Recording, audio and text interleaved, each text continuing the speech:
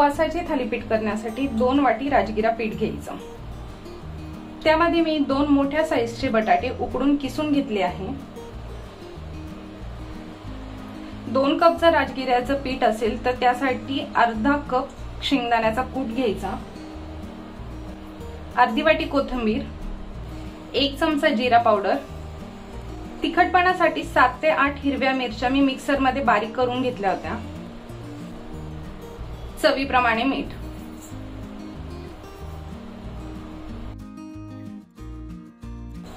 आता आधी पाणी न टाकता सर्व जिन्नस एकत्र करून घ्यायचे।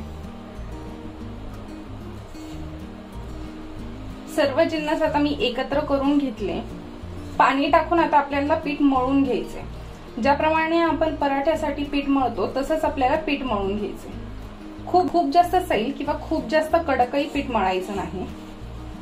जसं पराठ्यासाठी पीठ मळतो त्याचप्रमाणे पीठ मळून घ्यायचं। पाणी सर्व एक सोबत नाही टाकायचं, लागता लागता पाणी टाकायचं, कारण प्रत्येक धान्याची जात ही वेगळी असते, तर पाण्याचं प्रमाण कमी जास्त होऊ शकतं।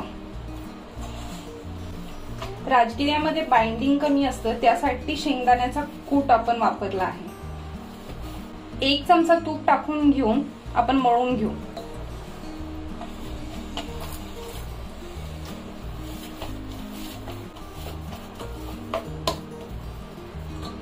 पराठ्यांसाठी पीठ मळून झालेलं आहे।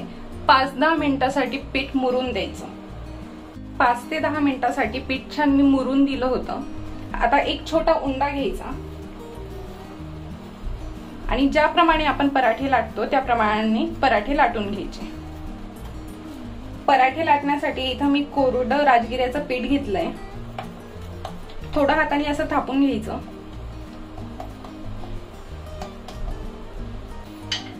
दोन्ही बाजूने पीठ लावून पराठा लाटून घ्यायचा।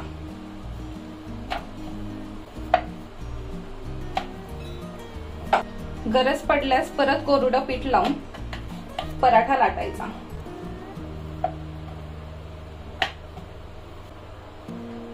पराठा लाटून झालाय। खूप जास्त जाड किंवा बारीकही पराठा लाटला नाही। आपण छान तापल्या गेलेला आहे। पराठा आता आपण शेकून घेऊ।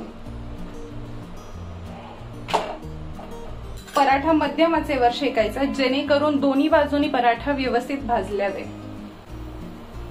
एका बाजूनी पराठा भाजला गेला आहे। पराठा आता पलटून घेऊ। वरतून साजूक तूप लावून घ्यायचं।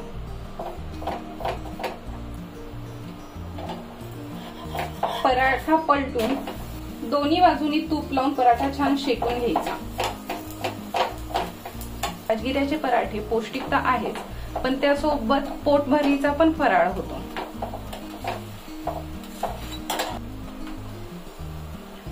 पराठा दोन्ही बाजूने छान खरपूस भाजला गेला आहे। आता आपण एका चाळणीवर काढून घेऊ, जेणेकरून त्याच्यामध्ये जर एक्स्ट्रा काही वाफ असेल तर ती निघून जाते। अशा पद्धतीने मी बाकीचे पण पराठे बनवून घेतले। असे आपले उपवासाचे सर्व पराठे बनवून तयार आहेत। अशा छान छान रेसिपी बघण्यासाठी पिहूस मम्माला नक्की लाईक, शेअर आणि सबस्क्राईब करा।